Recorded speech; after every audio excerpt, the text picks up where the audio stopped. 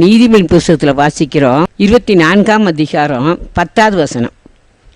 ஆபத்து காலத்தில் நீ சோர்ந்து போவாயானால் உன் பலன் குறுகினது.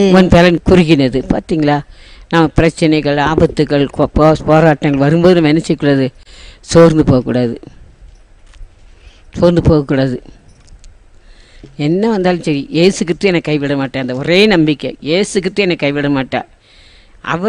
அவருடைய பிள்ளை நான், அவரை என்னை ஒரு நாளுமே கைவிட மாட்டார் அப்படின்னு சொல்லி நம்ம விசுவாசத்தில் உறுதியாக இருக்கணும்.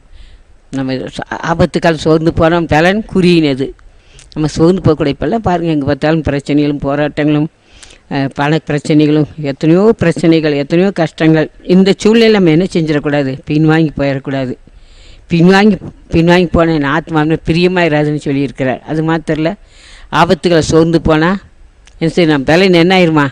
குறுகினது. எந்த பலன்? நம்ம ஆவிக்குரிய பலன் நமக்கு குறுகி போயிடும்.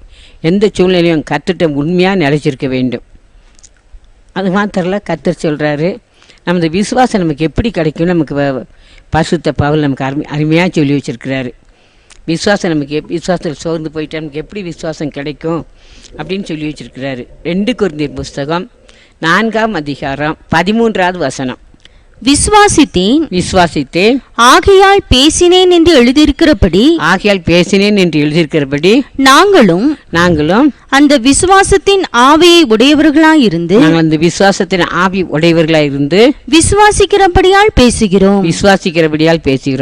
விசுவாசத்தின் ஆவியை பெற்றுக்கொள்ள வேண்டும். ஆண்டவரே, எனக்கு பரிசுத்தாவி தாங்கப்பா, எனக்கு விசுவாசம் வேணும். பரிசுத்தாவினர் வந்துட்டாருன்னா நம்மளுக்கு விசுவாசம் கட்டாயம் தருவார்.